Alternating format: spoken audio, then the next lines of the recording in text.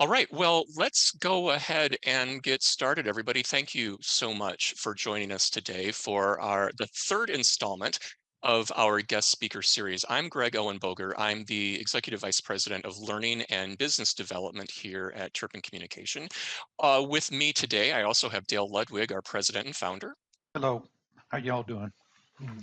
And we also have Kevin Vogelsang. He's our operations manager, but we are all sitting in the background today because we have our guest speaker, Dina Emser. She is a leadership coach, and she is here today to talk to us about empower your team to collaborate at work. So Dina, say hi.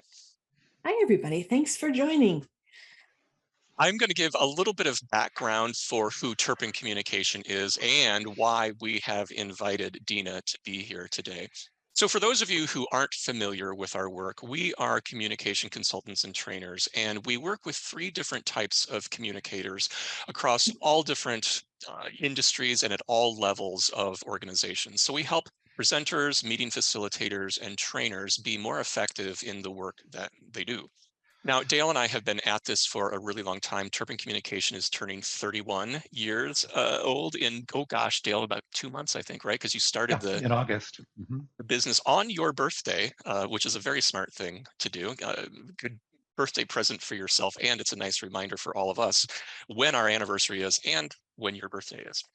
But anyway, Dale and I have co-authored a handful of books over the years, The Orderly Conversation, Virtual Orderly Conversation, and Effective SMEs. And the thread that runs through that is what we call the orderly conversation. And we're having one today. Dina has put a lot of thought into how she wants this conversation to go.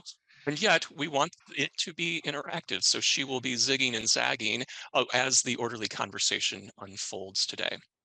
Now, one of the connecting dots, I guess we could call them, or multiple connecting dots of the work that we do and Dina's work, we can see there's mutual respect with one another, the people that we work with, collaboration, and practical application. So Dina is really going to be leaning into those things today. So a little bit of housekeeping before I turn things over. We do encourage interaction, so feel free to interrupt. You can do that by taking yourself off of mute or dropping a comment into chat. You can raise your virtual hand. Kevin, our host, is here to monitor today. So if Dina doesn't notice or if Dale and I don't notice, Kevin certainly will, and he will interrupt us and let us know that you have something to add to the conversation. And I have already mentioned, but it's worth saying again, turn the camera on if you can, because when you are in a regular business meeting with your team, whether it's internal or external, if your camera isn't on, it's sort of the equivalent of standing in the corner with your back to everybody. You wouldn't do that. So why would you do that in a virtual session? Now, that said, we are in a public forum today, which is a little bit different than a team meeting. So if you don't feel comfortable turning your camera on, we get it. And eliminate distractions. It's so easy to be distracted these days. Let's not do that. Let's work on being present for one another today. Now that leads me to introducing you, Tina. You, it's really interesting to me how we met, because I was speaking at a business meeting, a conference, if you will, in the middle of Illinois. My gosh, probably close to 10 years ago at this point. And I was looking out over this sea of people as I was giving my talk. And there was one particular person who my eye kept going to, because it was you were so engaged, you were asking questions, you were totally in that conversation with me. And given what I do, of course, I'm going to gravitate to the person. Fast forward to when the pandemic hit, my colleagues and I here at Turpin, we decided that everyone was struggling with virtual communication, right? And we know a thing or two about virtual communication. So we rolled out a bunch of webinars that we continue to do today. And you came to that first one, and then you came to the second one and the third one, and you were as deeply engaged then with us as you were way back when you and I first met. And so when we decided to roll out this guest speaker series, you were on the short list. So here we are, Dina. Let's turn things over to you. And as we said, we will monitor chat, and I may even interject questions and connect dots between your work and our work as our time here continues. So Dina. Thanks, Greg. It's always fun when you have someone introduce you with a personal story. because, you can really read a list of credentials and really who cares, right? It's like we've all done a lot of stuff and we have a lot of letters behind our name or whatever, lots of experience, but those personal stories really mean just a ton to me. And the personal invitation to join you and Dale it's meant a lot. So yeah, so thank you. And the theme really is engagement, isn't it? It's like we want engagement with our folks at work. We want a team of people who really enjoy being together, who enjoy learning and the opportunity to grow and produce together. And it shows up a particular way for me because of my personality and my strengths. And we need to also recognize it shows up differently for different people. So we don't want to discount the way engagement might look for you if you tend to be maybe a little bit more introverted than I am, or you like to process things before you speak. All understandable and all part of one of the skills I'm going to talk about today. So let's go ahead and get started. Now, I will say that when I share my screen and share my slides, I will not be able to see you at all. So while I appreciate your faces are on camera and Greg and Dale and Kevin will be able to monitor your hands going up and so forth, I am going to need some help on that because I will be blind. So let's go ahead and get started.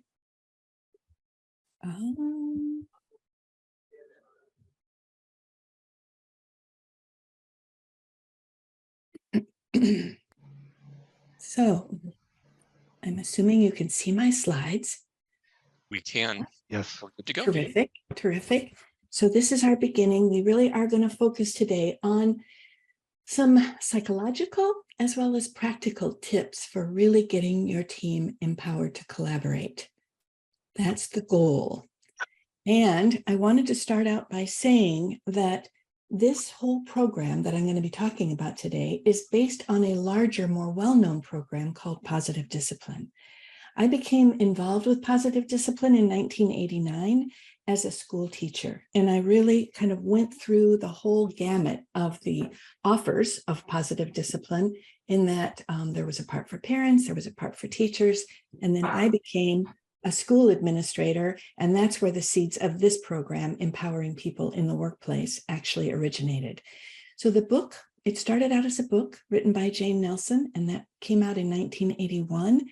And later, Jane collaborated with Lynn Lott because parents who took the program really wished teachers could also have a similar idea of how to create mutual respect and help children grow the skills they were going to need in order to be successful young adults. So that program was added in 1993. And since then, we have, I think, educators and trainers now in over 70 countries around the world. Positive Discipline was recognized by Fast Company as one of the 5 top parenting books that could also help managers. And this was another impetus for us to recognize that these principles are powerful everywhere. And certainly people at work were in need of these same principles and tools. So in 2018, Jane and I launched the Empowering People in the Workplace program. Why is that not working? Aha, okay. So what happened in 2019 is that I saw an article that was in the Harvard Business Review called Cracking the Code for Sustained Collaboration. And it was written by Francesca Gino. And as I mentioned, it was in the Harvard Business Review. What she said that really captured my attention right away is that she said, we're really looking at this whole idea too narrowly. It's not really a corporate culture or a corporate value, but rather a skill to cultivate and teach. And so this was like, oh, right up my alley as a trainer and having just launched this program.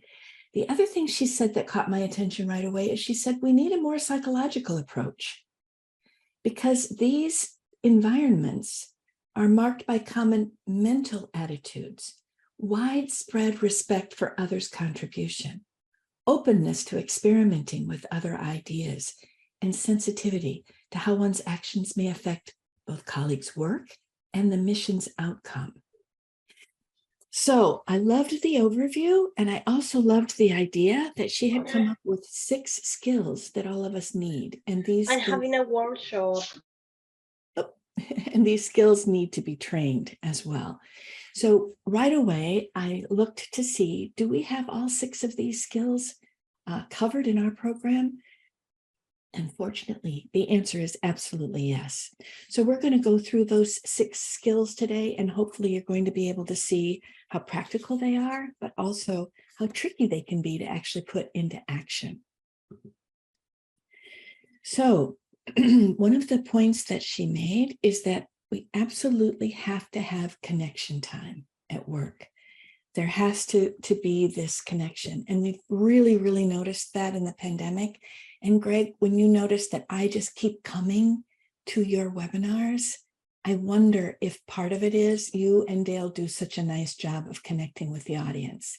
I felt seen, I felt heard, and I felt appreciated for my contribution in those webinars. And I think this is one of the things we need to recognize. So the slides I'm going to be sharing with you today are actually tool cards that were created as part of the Empowering People in the Workplace workshop. It's a 3-day workshop. I'm going to be talking to you a little bit more about that later, but I wanted you to be able to see some of the materials that we have present. Yeah. And communication, the human connection, is the key to personal and career success. Paul Meyer. So one of the things that I want to mention right now is that the psychological approach I mentioned was that the program is actually based on the psychology of Alfred Adler and Rudolf Dreikurs. Alfred Adler was a contemporary of Sigmund Freud, and they actually worked together for a while. But while Sigmund Freud was really known for dividing an individual into separate parts, Adler was really known for his whole idea of holism, that people are whole human beings, and they operate in a social network. So we're social beings as well. And that's one of the reasons why the connection of our social network is so important. And when it's missing, and we've certainly had an opportunity to experience this as a result of the pandemic, we experience serious mental and physical health related issues. So we want to make sure to notice how important, with the idea of collaborating at work, is the idea of connection. One tip I want to give you for this presentation is, if you think to yourself, well, that's obvious, I want you to stop yourself for a moment, because especially if you're already familiar with Adler or another psychological approach, or if you have experience, education, and training in a helping profession, chances are you may know a lot of these things already. But what I don't want you to do is dismiss them as too simplistic, because we're talking about moving from a corporate mission statement to a corporate culture that really includes people and really has everyone feeling connected, respected, and valued. And we know that it's easier to talk about it than it is to do it. Dina, I'm hesitant to whether I want to interrupt you right now and talk about Interrupt something, but away. you've sparked something for me, and I'm Okay. guessing possibly for other people too. And I absolutely agree that this connection is so important. We took it for granted, I think, prior to the pandemic, and then we all felt that. I don't know. I don't even have the words to describe what that was like, Yeah. because every day it felt a little bit different, right? And yet, we are moving back into some form of new normal, which includes a hybrid workforce, right? And some of us are going to feel connection while other people aren't, simultaneously, when we're collaborating together now. And I worry about that a lot. For those of you who have heard me speak over the last few years, you know that I worry about that a lot, because I talk about it a lot, because proximity bias is going to creep in. So that means that connection that people have with the people that are in the same space with them, at the expense of the people who are not in the same space with them. And I'm wondering, what are your thoughts about all of that?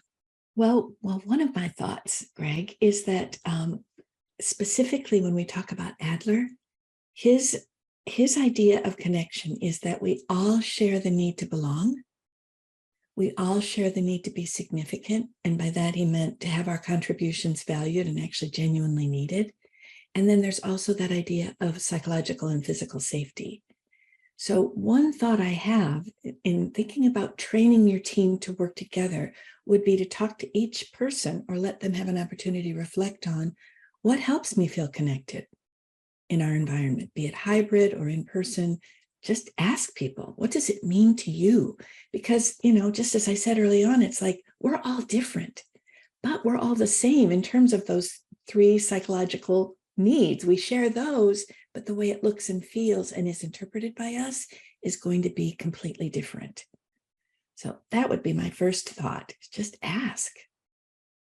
And the manager's responsibility to ask, or the leader of a project team, or whoever the leader is of a hybrid environment. Yeah. Pose the Yep. question and then be willing to listen to the answers. And I know you're going to talk about listening as we move forward, so I'll stop talking and actually listen.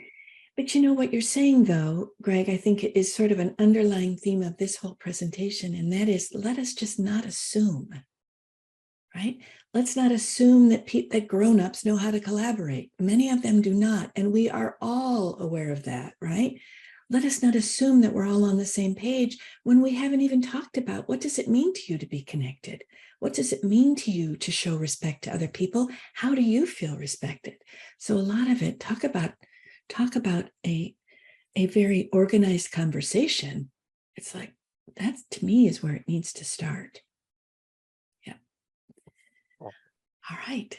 I'm so happy that you interrupted. That just makes me feel also more like I don't have to follow a script. I can be right here, right now. Careful of how much you invite me to interrupt. That can be very dangerous for you meeting your time deadlines. Well, we will just stay flexible, shall we?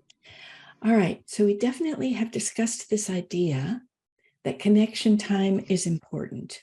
We will keep this as our underlying theme. And yep, here we go. This is one of the most undervalued skills ever. We know that it's important to listen, and we know that it's important for relationship building and trust building.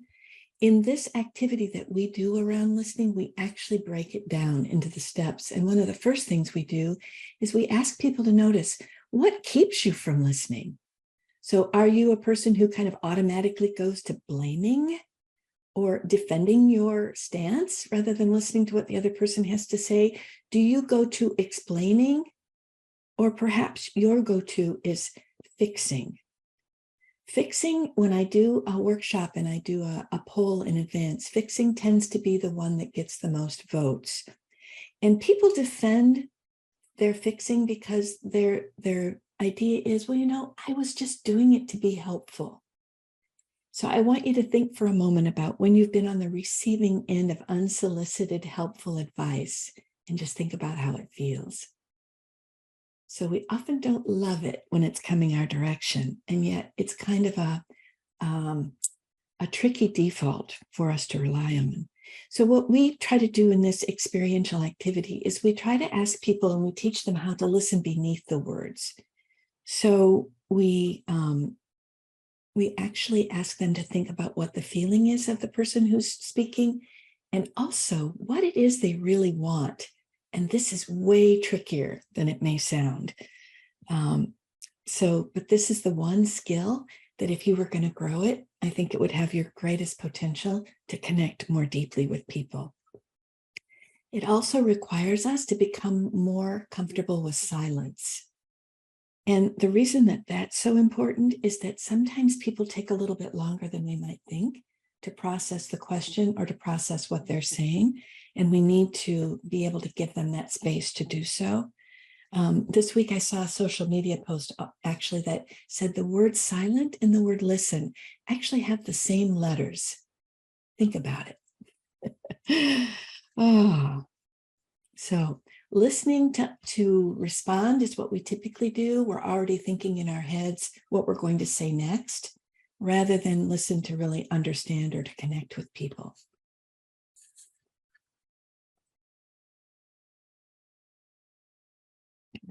So in connection with listening, another tool that we teach is to ask expansive questions. Now, we don't call them expensive questions in the Harvard Business Review article. This is what she called them. We call them curiosity questions. And we actually have several tools in our card deck that are different kinds of ways to ask questions. So when you think about it, though, curiosity questions demands that you are curious. So that gets you out of your assuming role again, really gets you in your good listening. And we always make sure they're open-ended. So they always start with questions like what or how. And notice that sincere respect, curiosity, and a warm tone of voice are also essential if we really want people to think deeply about what they're going to answer. So notice it says, everyone is served when you promote thinking and creativity within your team or organization, when you ask rather than tell. So I'm just curious about what people are thinking about curiosity questions. So I'm going to stop sharing for just a second to see if there are any comments about that. Gina, there is a chat from Danette, which is really interesting. Okay. So I'm just going to read it. She says, not to be sexist, but women seem to be better at listening versus men. Men are generally fixers. Okay. So, Danette, if this came up in one of my workshops, I would probably appreciate your contribution and also just recognize that you are a woman. Yes, Clearly, I right? am. Your perspective and the perspective of many women is that they're better listeners than men. And I tend to shy away from those generalizations as much as possible because I wonder about the aspect of mutual respect when we say those kinds of things. So I will also tell you a really quick story that I told Greg and Dale earlier. And that is that when I was teaching this skill at a workshop in another country, and my interpreter and myself and my husband were having breakfast together on the day I was going to teach it, we were going through the semantics. And when I came home from the workshop that day and I was telling my husband about something that had actually happened in the workshop, he replayed the script with me. So I think I heard you say, and I wonder if you're feeling, and what you really wish was. And I told Dale and Greg that tears immediately sprang to my eyes because it was such a powerful experience to be on the receiving end of something that I teach all the time. And it meant so much to me that he was actually listening at breakfast and I didn't realize that he was. So rather than to generalize, where I totally get this, I think what we need to do is expand the possibility that people can actually learn to be better at this when they are trained. But without training, we're probably just going to kind of stay in the same skill level that we're already in. So I agree with you thanks, because unfortunately, quite often, my experience, a lot of times I would want to vent about the problem and want the gentleman to listen. Yes. And yeah, all these litany of lists, Yes. oh, we do this and we do that. And Yeah. I didn't want you to fix it. I just wanted you to listen. Yes. And we, as a society, need to teach people how to become better and more multi-skilled than we are with the communication and learning that, okay, I don't want you to necessarily fix it. I want you to listen and vice versa. We've got to learn how to communicate better. And that is a societal problem altogether, period. So Jeanette, let me just say, I'm so appreciative that you brought that up because it gives me an opportunity to say, what might the speaker do to prompt the listener to give them what they need? So one of the things I've started doing is saying, I really just want to process this with you. I just want you to listen at least through the first round. You may have ideas for me, and I'm just going to ask you to hold on to those until I've had an opportunity to say it out loud. So I've gotten better at asking for what I need in regard to the listening that I require. So remember, mutual respect means it's going back and forth all the time, and we both have responsibility in the relationship to do the building. So we're going to talk about clear communication in just a few minutes. So this will fit right in. Michelle has a good comment too. I used to ask my teenagers, do you want to vent or do you need help? That There seems you to go. work well. It does. Yeah. Because So- when someone says to me, I just need to vent, I know what my job is. just listen. Exactly. It's like, Exactly. Yeah. yeah, And what I might do, Dale, is to say, would you like 3 minutes or 4 minutes? right. Which then sets kind of my boundary of I'm willing to listen to you vent, and it has an ending date.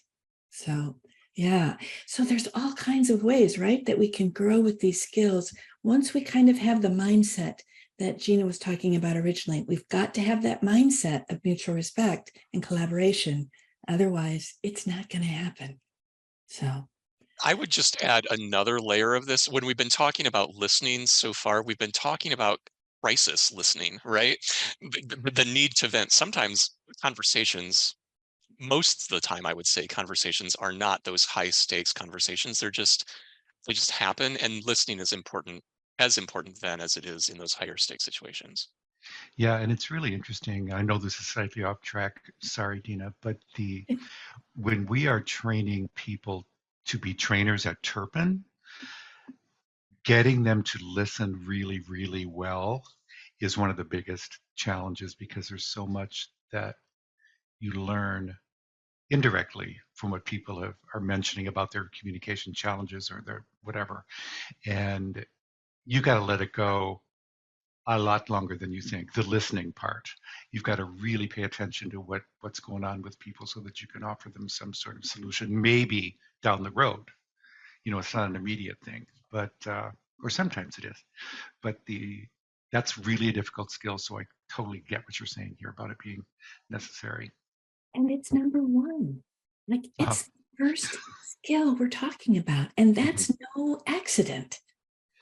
So I think we're really getting to the underlying premise of why it's so important and also why it can be so challenging. So imagine just assuming people know how to do it, but they've never had any training. Mhm. Yeah. All right, we will move on. So closely connected with some of the things we've been talking about is practicing empathy. So with the listening, what you notice is that sometimes people want, need, feel more connected to you if you can validate their feelings. So I don't know if any of you have ever had anyone indicate to you that you needed to change the way you were feeling about something, or perhaps you shouldn't feel the way you're feeling. That does not set well with me. I don't know about you. Feelings are something we've been trained in industry and business to really honor our intellect. And intellect, no kidding, is super helpful. Feelings are another way of knowing things. And certainly if you want to understand a person's motivation and their beliefs, feelings are going to be a very helpful thing for you to pay attention to underline, and to validate. So this has a lot to do with our ability to grow the skill called empathy. So I want to go back real quick to share what I didn't share, I don't think. Did I share this quote? To see with the eyes of another, to hear with the ears of another, to feel with the heart of another. This is the definition of social feeling. Now, social feeling to me is the same thing as empathy. So really being able to step into the shoes of another person and feel what they're feeling is a really valuable skill.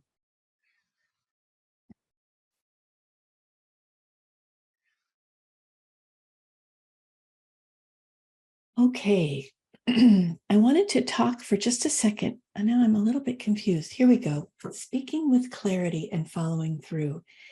One of the problems that often we encounter in the workplace is that people speak in abstract terms or very vaguely. They're indirect.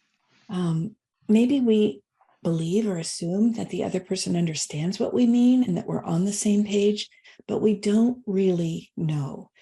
And our words carry a lot more value and weight when they're more concrete.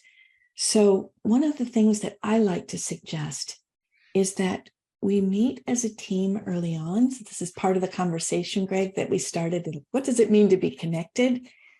To meet together and say, if we really want to be a collaborative team together, what are some of the things that we would be doing every day and saying to one another that would really give us that sense of connection.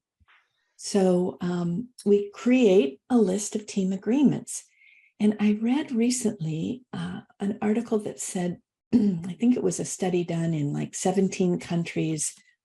Of the people interviewed, 70% of them said they work on a team at work. I mean, it's a thing now, right? Everybody is on a team. Of that 70%, 90% said they work on more than one team. So again, every time you're with a team, on a project, on a committee, on a team, I highly recommend that you sit down together first, probably 30 minutes, and talk about what kinds of agreements that you'd like to have. So I thought it might be fun if we went into breakout rooms right now and give you 5 minutes, maybe 4 or 5 or 6 of you together, to come up with at least one agreement that you could agree on that would help you be a collaborative and respectful, engaged team at work. So I think Kevin is going to set up those rooms for us.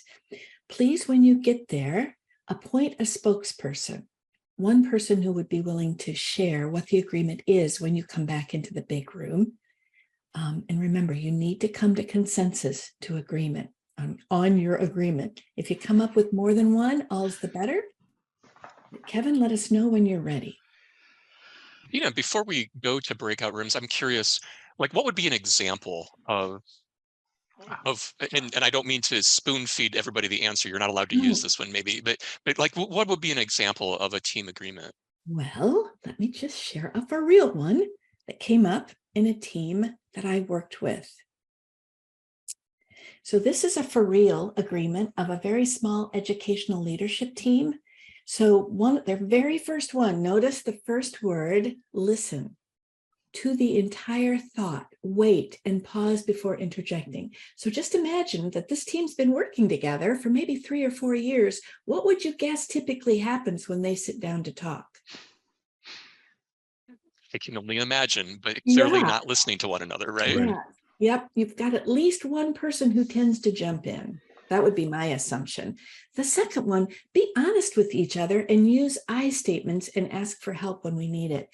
And just in terms of transparency, an I statement is, I feel blank when this happens and I wish. So it's really owning your own feeling for what's happening and being super clear about what it is so that everybody can understand. The asking for help was something that they also were not especially good at, and especially their leader.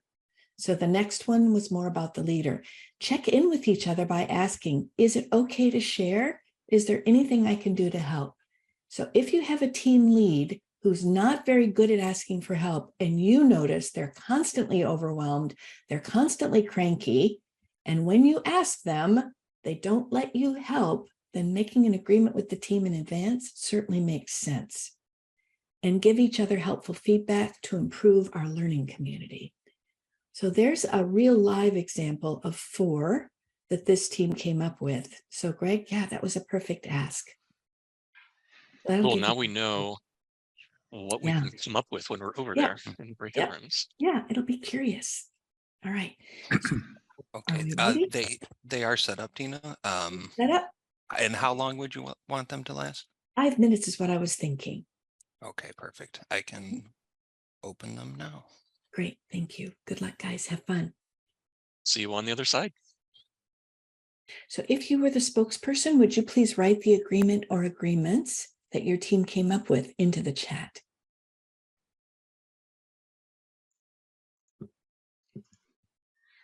I wonder how similar they will be.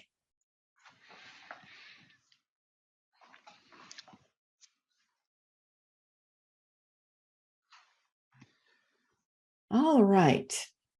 The first one, always assume positive intentions by not having preconceived judgments. What you don't know makes you feel unsafe.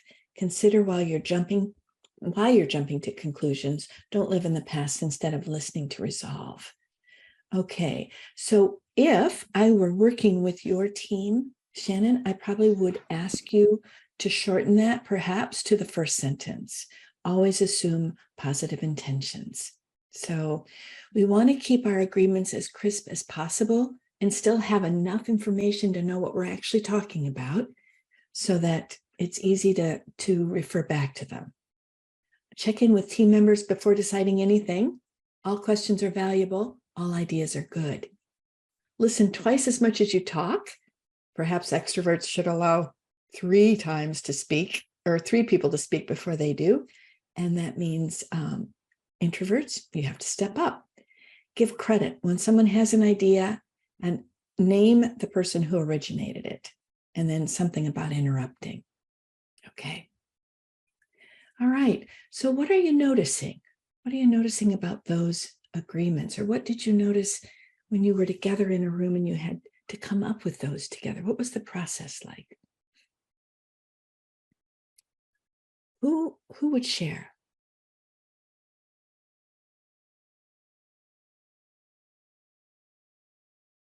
Molly?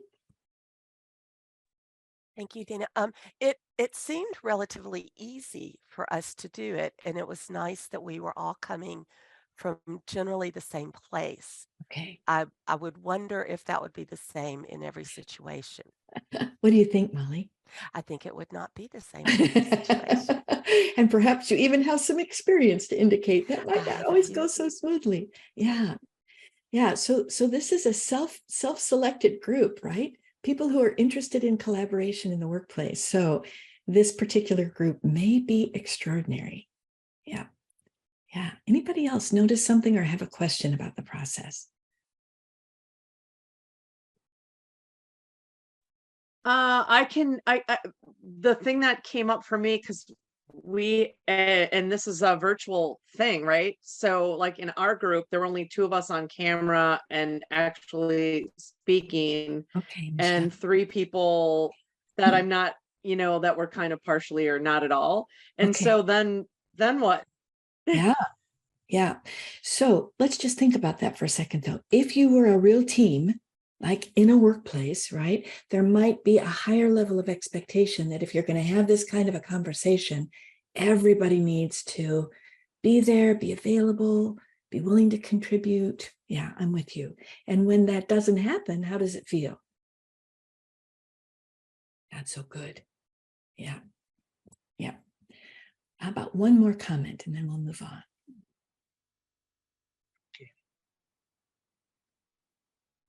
Maybe if I can say add some. Please. Yeah, sure. Actually, in relation to the previous idea, and also in addition to that, in our team, even though we were 4, 3 of us managed to speak and were in camera, and though we didn't know the exact topic in which to agree or to discuss about, but we were sharing our own experience, and some of our team members were sharing their experience at workplace, how the language difference and other things were their experience around that and how they managed. So it was somehow a way forward discussion that I can say, I think. Yeah, thank you very much. Yeah. Yeah. So Charlotte was one of them. It is interesting to me every time I do the workshop, how, especially if I get an opportunity to work with an entire team together, how much simply doing the activities together builds the connection with the team. So that idea of connection being sort of the foundational piece that runs through the entire thing absolutely happens. So if you're looking for a team building or a team bonding opportunity, this workshop or activities from this workshop are perfect for that. It just happens. So, yeah. All right. Dina, there is one more chat that just came in from Charlotte, who says that Charlotte's team talked about cultural differences and how this might affect how you talked to one another. And it's funny that you should bring up cultural differences, Charlotte, because we were talking about that in the main room, those of us who did not go to breakout rooms. Yeah, absolutely. So think about what better opportunity for you to really recognize diversity and to work at equity and inclusion at the very, very crux of coming up with an agreement with your team. It's like all of us are similar, but we're all different too. We're culturally different. We're different by gender. We're different by age. We're different by many, many things. And we're the same in terms of our right to human dignity and respect. So how are we going to make this work with these people included in this space? So, and it's a little tricky, gang. You have to be willing to ask that kind of a question and then sit and see what you get as a result. So it might be a situation where it requires actually more than one meeting. Not necessarily, but it certainly could. And so I've had people say, but what do you do if nobody comes up with anything? And I would simply say, you know what? Today we just planted the seed. Let's get back together in 3 days and see what you think. So the idea is, it's like, we're going to do this. This is important work, and we're going to do it. Do we need to do it right now and under my command? Absolutely not. But I will say, we're going to come back around. So please be a little bit more prepared with your thoughts next time. And that is what we call in positive discipline, kind and firm at the same time. So now I wanted to just point out one thing really quickly, and that is that if you're coming up with a set of agreements where you feel respected and safe, it's likely that you might have to address the idea of mistakes. When we make mistakes, what's going to happen? Because when people fear retribution, either physical harm or mental harm, when they make a mistake, they are not going to feel safe in the workplace. And so to talk about this up front, how are we going to handle mistakes when they come up? How upfront can we possibly be without fear that I'm going to get in trouble, just like getting sent to the principal's office? I spent 10 years in the principal's office. I know what that means. So yeah, so think about that too, and what that might bring up for your team. And the second thing I wanted to raise is that once you have this set of agreements, now everyone is responsible for holding one another accountable to follow the agreements. So the follow-through piece becomes quite clear, but it might be helpful to think about it with the team up front. Okay, how are we going to hold one another accountable to these agreements? What are we going to say to one another if we notice something isn't being done or isn't being honored? So you can see how that talking about the descriptive language or that concrete language you're going to use and share, shared language, is a thing that really brings a team more tightly together. Okay, questions or comments about agreements before we move on?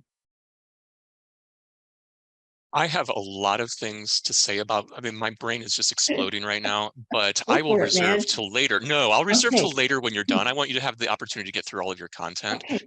and then I'll pick and choose I a little think bit later. I think we're nearly there. So I'll come back to this. And we already looked at this set of agreements that came up from the educational leadership team.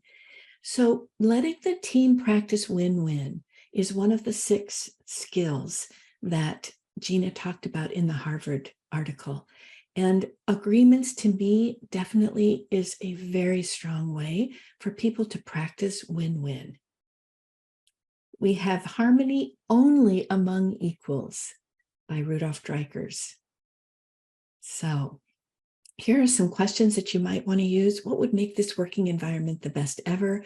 What would we be doing and saying? This is part of that concrete language rather than being indirect or abstract. And what do we need to model for one another every day? So another opportunity to practice a win-win is a specific kind of meeting that we teach in empowering people in the workplace. And this meeting happens with the team to work with problems that the team actually has the power to solve. So by that, I mean, we wouldn't bring to the team meeting something that's going on in the corporation for which we have no power or control. We would simply use the meeting as an opportunity to get together regularly, to share compliments and appreciations. And also it gives an opportunity to check in on the agreements. How are we doing? Is there anything that's not working for us as a team? Is there anything we need to tweak at this point? And I absolutely love this quote by Rudolf Dreikurs. No problem is too difficult once it's recognized as a common task. So if it's our problem, if it's our task, we can certainly solve it because we're the ones who have the power to do that.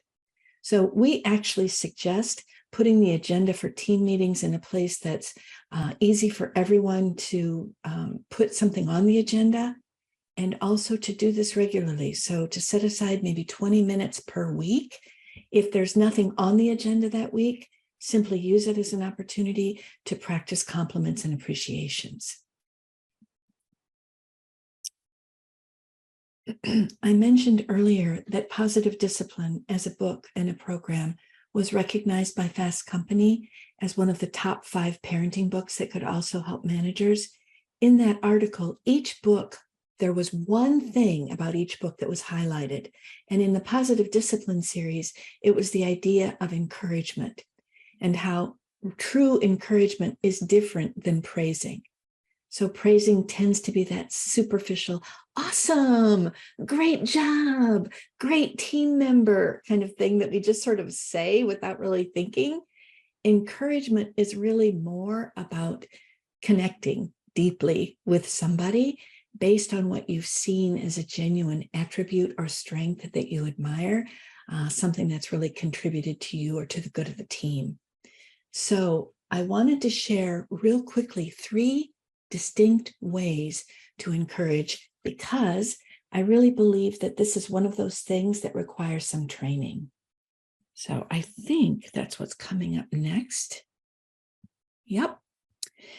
So the very first way is called descriptive encouragement. And this, by the way, is on the handout that you'll all receive if you haven't already. Descriptive encouragement means that you're describing something a person does so that they'll just be able to see it in their mind's eye. So we've talked about concrete language. One of the nice things about concrete language is it allows, especially visual people, but I think all of us, to get a picture in our minds. So pay attention to those things. This will give you an opportunity to change your mindset from watching for things to criticize, for things to encourage instead. And an example that I've listed here is, I notice you're always ready to listen to new ideas. So that one may kind of put me in a place where it's like, I just sort of assumed everybody did that. But now somebody's noticing that's specific to me, that I'm really good to being open to new ideas. So chances are encouragement is going to, again, invite that person to look within themselves, to reflect on, is that a notion I already had, or is that new for me? The second one is appreciative. And this is what we do pretty naturally. We appreciate or say thank you for the things that we really do appreciate, things that inspire our gratitude. So I appreciate the way you include everybody at the table through your eye contact. Now think about that for a moment. How many of you have thought of that one before? It's like, oh man, I really like how that person does X, Y, Z. And how many of you actually took the time or the thoughtfulness to share that? So part of this is just bringing the thing that you're already noticing into existence by sharing it, by communicating it. So those first 2 are pretty simple. And the third one is kind of the grandparent of them all, in my opinion. And this one's called empowering encouragement. And this one means that you pay attention to process and progress. It may not be an immediate thing, like noticing that someone is open to new ideas. It may be when your colleague is super discouraged because their result isn't happening at all or as fast as they wish. You might say something like, you know what? You've actually made a lot of progress on that goal since the beginning of the year. Yeah, I've noticed some signs that you're moving, you're going in that direction. So for me, this one requires paying even more attention, digging a little bit deeper in your own perspective to pull something out that recognizes people are in motion, they're moving, they're not stuck like they think they might be. So this one really, really is empowering. And we know that when we empower people, we give them power to move forward. So I want to stop sharing there for just a second to see if there are any questions or comments about the 3 distinct ways to encourage.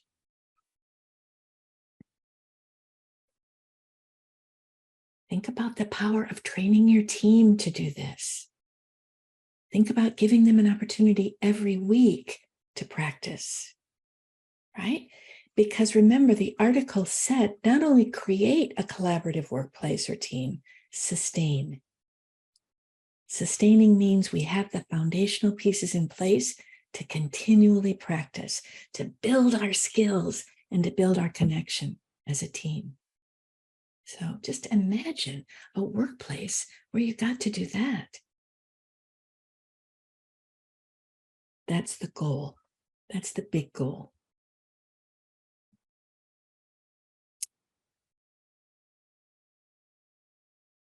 All right, I think I'm close here. Let me share out one more time. You know, when you talk about communication,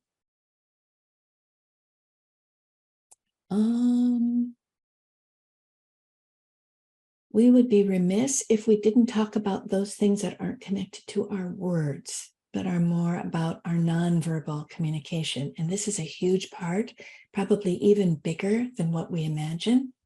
So I always want to bring out the fact that when your words and your body, face, and tone don't match, a lot of damage can be done, because then people hear you say one thing, but the thing that speaks the loudest is your nonverbal. You know, since we've been young, many of us have heard actions speak louder than words, and it's absolutely true. So in that action piece is sort of the energy that you're putting forward.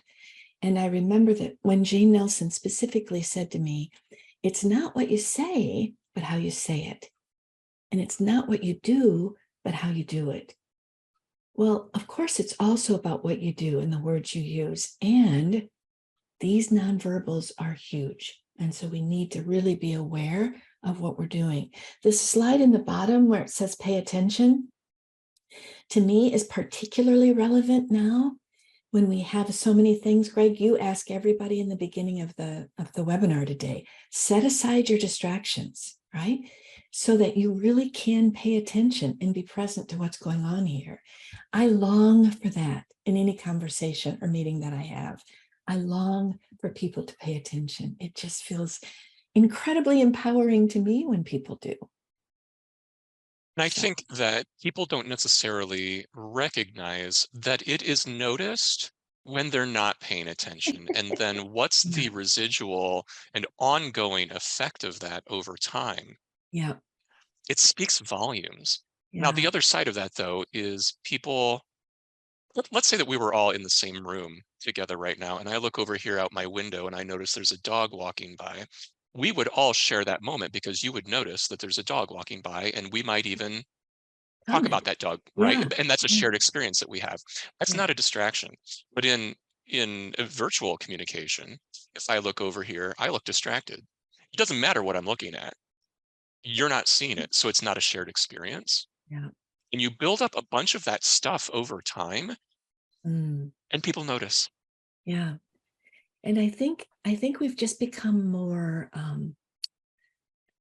I don't know, accepting of the fact, especially online, that people are going to be distracted. But it is true. It's noticeable even when we're online. You know, when I started my career as a teacher, I knew that where my body was in the classroom was really important. So if I had a group of kids who weren't paying attention, I simply continued what I was doing already, and I just walked over. So my body was closer to them. And that tended to have the result that I was looking for without calling them out or making them wrong or being, you know, snarky about it. It's a little harder to do that when we're virtual, obviously. But when you are in person, I just want to remind all of you too that your proximity of where you're standing is also a really powerful nonverbal tool that you can use to your advantage. So, yeah. Okay. Shall we bring it home? Bring it home. Bring it home. Oh, yeah. I don't want to leave any workshop without talking about strengths and the power of really, really looking for how strong and unique people are, and to point out to you, you are far more powerful than you believe. You have strengths that other people see that you probably take for granted. And the Stephen Covey quote, strength lies in differences, not in similarities. So when we really encourage people to bring their strengths to the table by allowing them to contribute what they have that's unique to them, I feel like talk about win-win, right? It's just very powerful. So I love being a strength finder. And I love reminding you that you have far more power and impact than you might believe. So I like to review by just asking you a couple of questions. If you just take a moment to jot yourself a note or put something in the chat, I would be thrilled. So what did you hear that verified what you already knew? And what did you hear that still has you wondering? It's like, I need to think about that a little bit more, or I'd really like some more information about that. And thirdly, what did you hear that was especially valuable to you in your life right now? You know how synchronicity works, right? Something just shows up and you're like, ooh, that just makes me think of what I said yesterday or the situation that happened yesterday. Yeah. So just take a moment, pick out one, or write all three.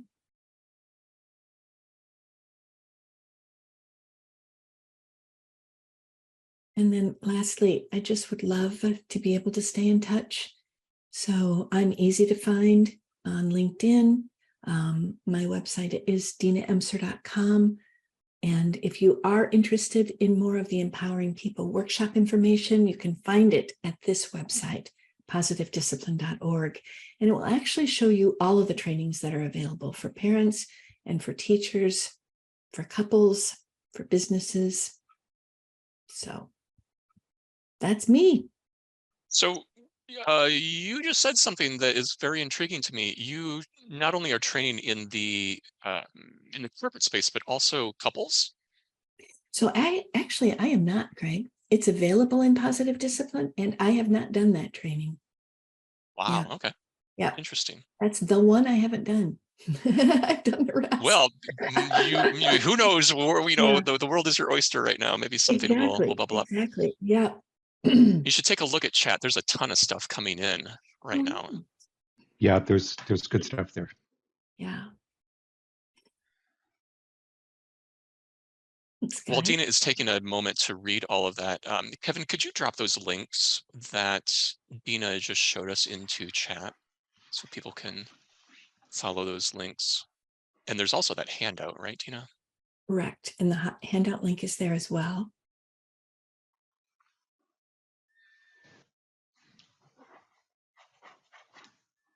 Thank you, Kevin.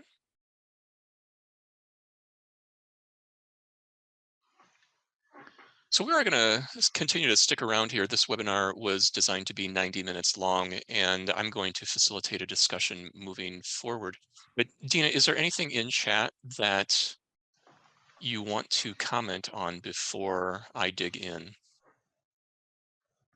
You know, it's just very fascinating to me when you ask a question and then you get people's feedback. It's so incredibly helpful because now I know some of the things that seemed really valuable to you and your thoughts. And it just feels like you give that back to me like a gift. So I appreciate it. Yeah, there's a lot of good stuff in here. Oh, I've been taking mad and furious notes here, Dina, because one of the things I want to do is, well, first of all, ask a few questions, and I want to connect some dots between the work that you do, the work that we do, because I'm wired that way. Before we get there, though, I want to give you an opportunity to talk a little bit about these cards that you mentioned. And we saw all those images on your slides, but they're also something that is included in this workshop that you were referring to. So talk about that.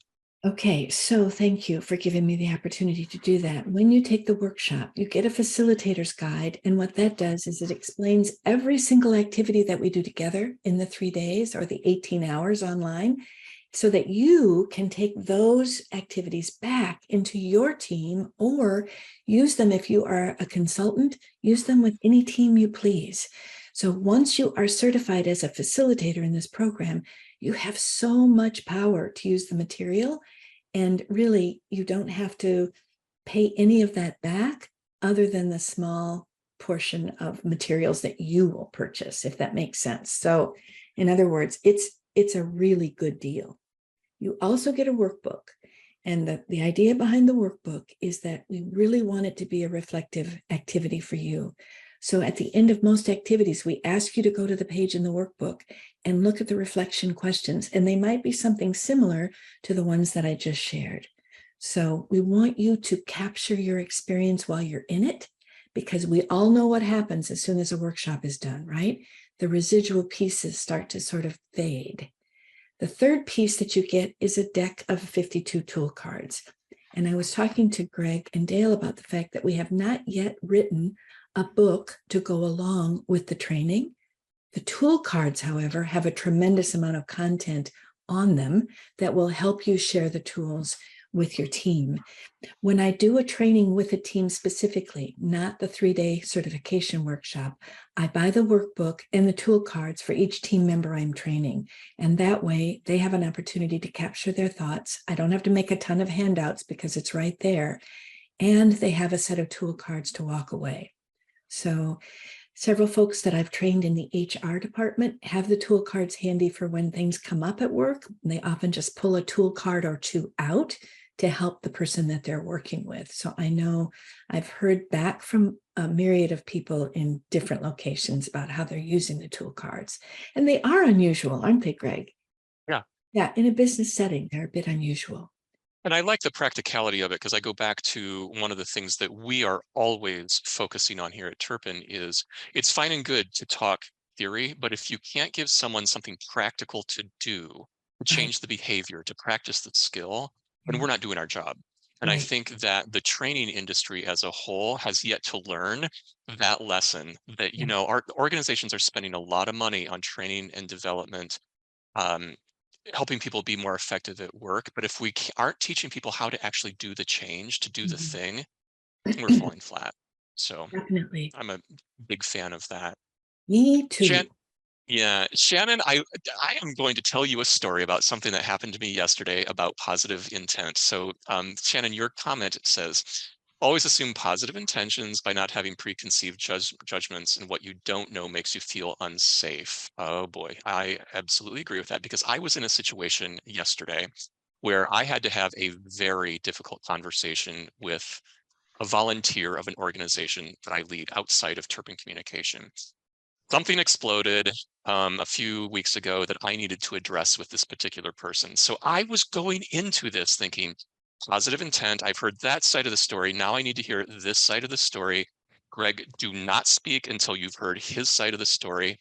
I didn't show up, so I didn't even have a chance to practice my ongoing skill building opportunity to assume positive intentions. So I'm looking forward to having that conversation with him eventually, and hopefully I will have my wits about me when it happens, that I will be able to assume positive intent. Anyway, oh boy, Tina, let's talk about speaking with clarity. That was one of the cards that you shared with us.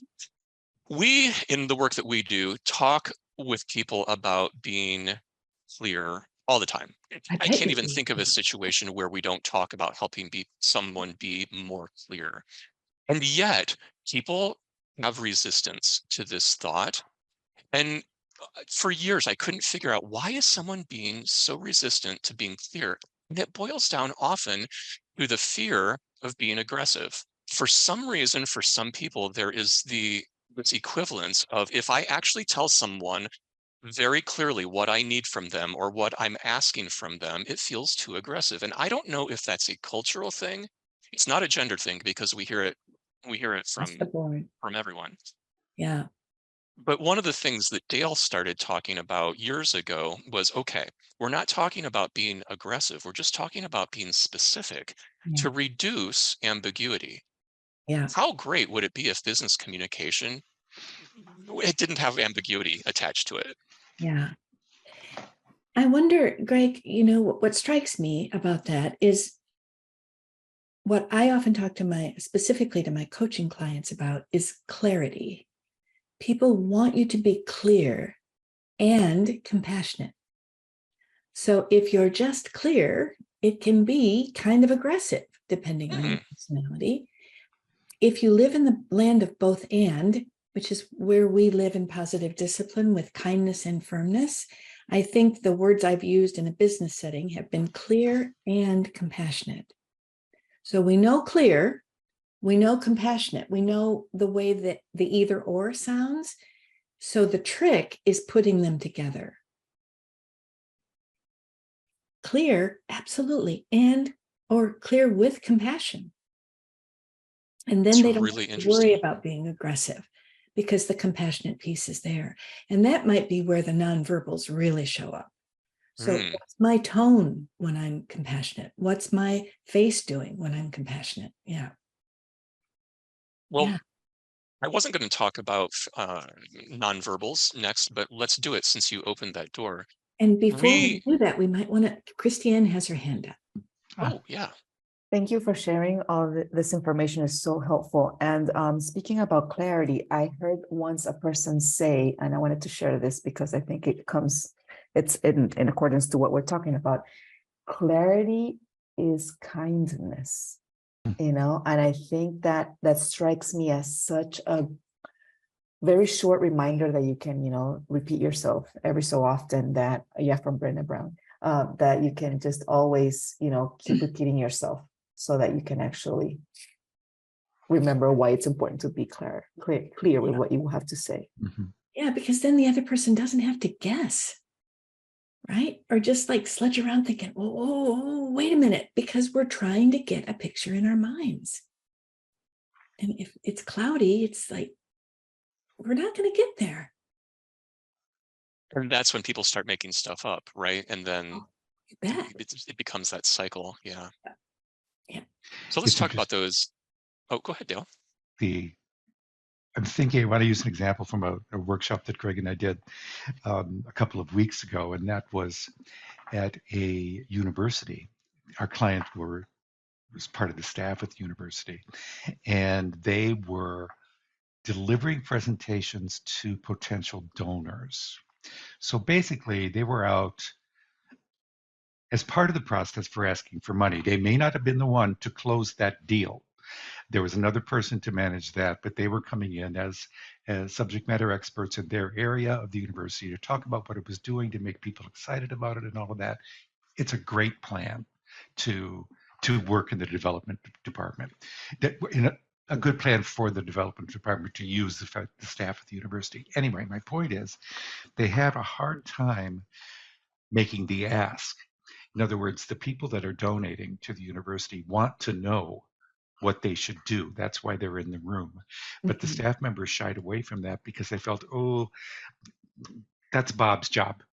I don't want to ask. I don't want to ask anything. I just want to present this information.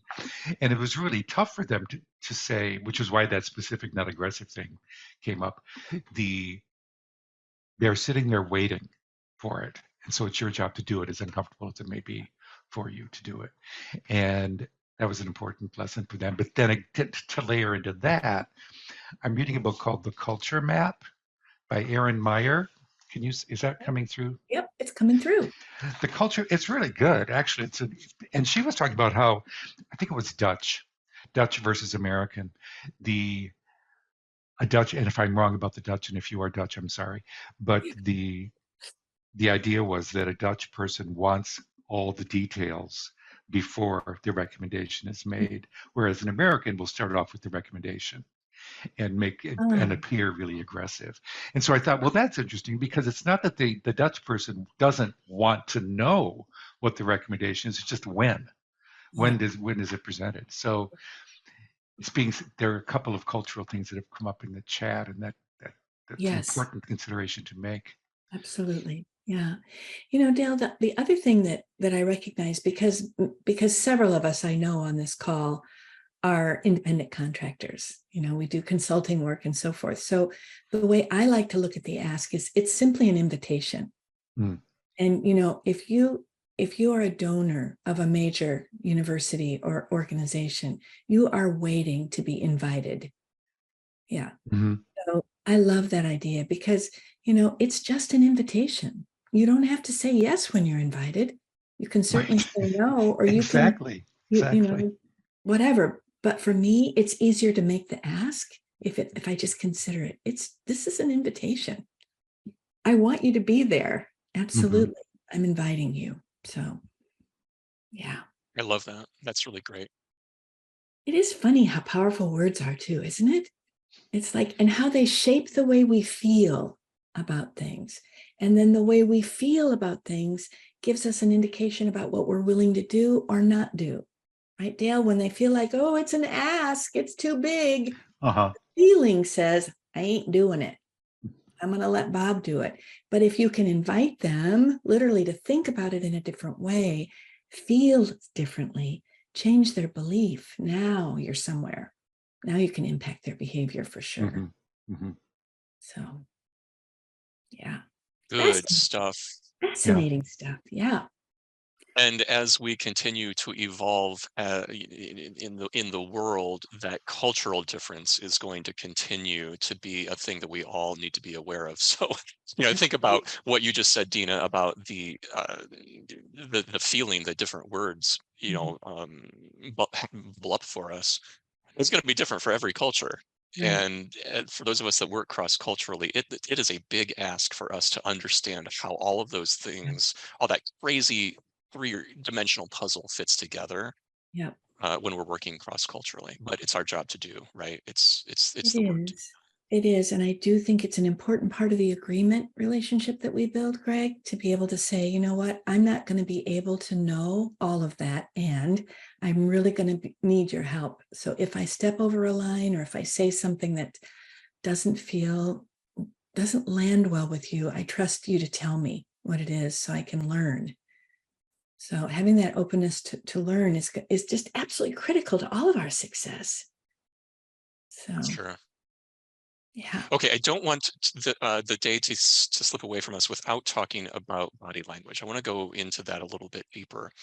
Because one of the things that we have recognized over the years is oftentimes people do not understand how their body language, their facial expressions, the effect that it's having on people. And in the work that we do at Turpin Communication, as often as we can, we capture people on video, whether they're running a meeting, presenting information, training people, whatever it happens to be. Michelle, I saw that visceral reaction from you, like, oh no, not video. No. Everybody has that reaction. I get it, but the video doesn't lie. So when we watch the video back, and we try as often as possible to have one of us as coaches with the person while they are watching the video. There's only those two people. So Michelle, if we captured you on video, it would just be you and me. There's no public viewing, no shaming or anything like that. But the video doesn't lie. So it's really interesting. People will say to me, my wife has told me for years that I have this condescending tone. I never knew what she meant until now. And then I am able at that point to coach this person on, well, what is that tone? Where is that coming from? How can we soften that?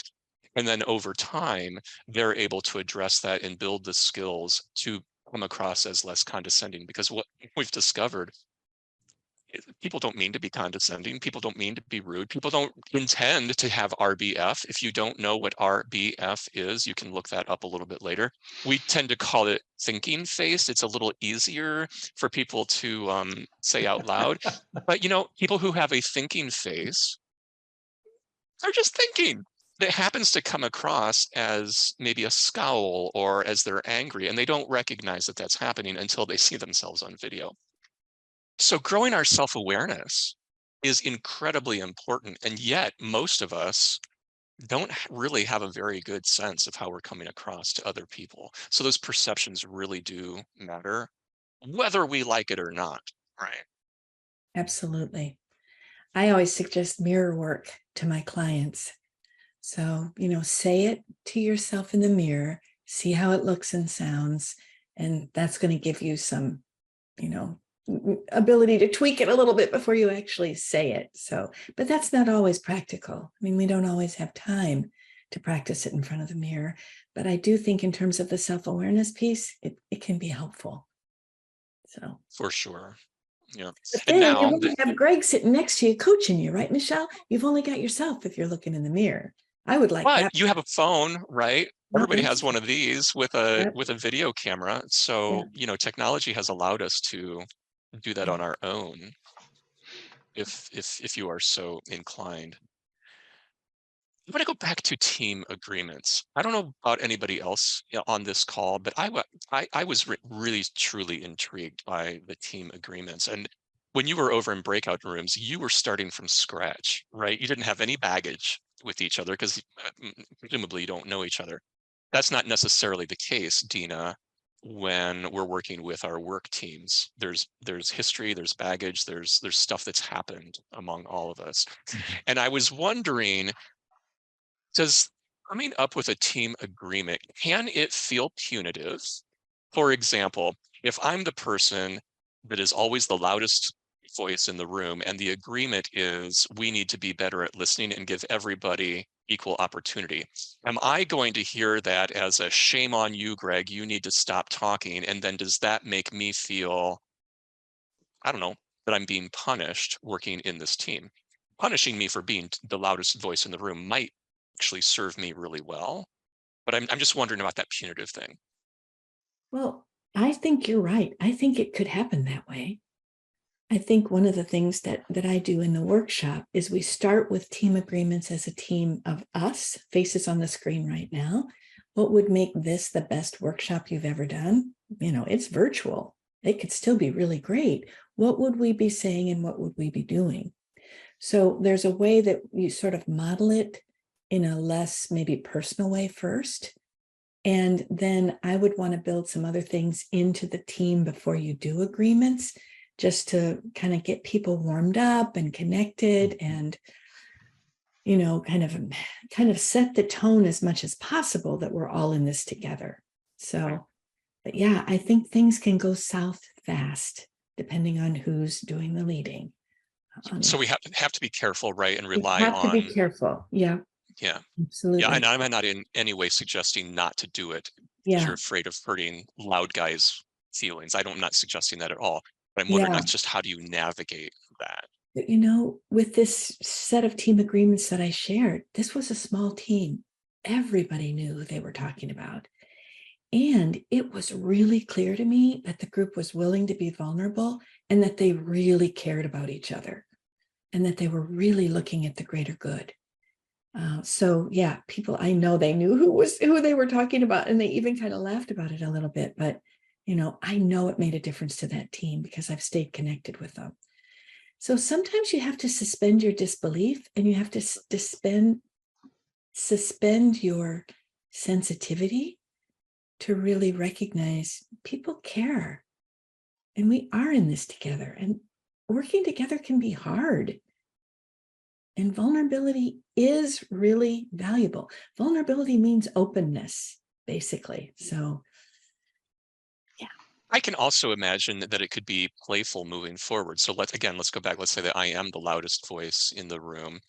If I go off at some point, someone can say, "Oh, Greg, you're doing that again," and I can go, "Oh, you're right. I'm going to stop talking now." So then it turns into maybe a playful thing.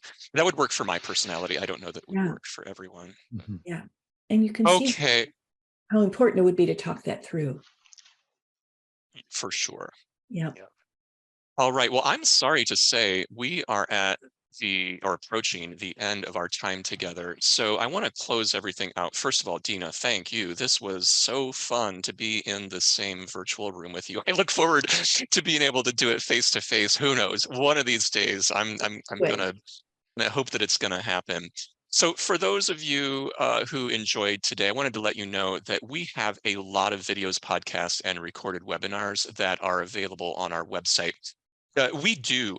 Up until now, we have been doing a regular series of webinars open to the public once a month, and we're going to take the summer off, and we'll assess how things are going, and maybe we'll bring them back in the fall. But we wanted to give you access to a bunch of the recorded webinars that we have been doing over the course of the last few years here. This is not everything that is available on our website. There are just 4 of them that happen to be pretty popular ones. The presentation rules debunked, the one that's in the upper left, is super popular. It's fun. We take a bunch of presentation rules and we say, let's toss that out the window and let's do something different. The one in the lower left is leadership communication in the virtual world, which has also been very popular. So you feel free to take a look at those recorded webinars, and you are on our mailing list because you are in this session, and we'll let you know when we start those webinars back up in the fall. So Dale, I don't know if you have any final thoughts to say before we hang things up today. I don't think so. Just thank you, Dina. I thoroughly enjoyed this. So thanks for being here. My pleasure. Yeah.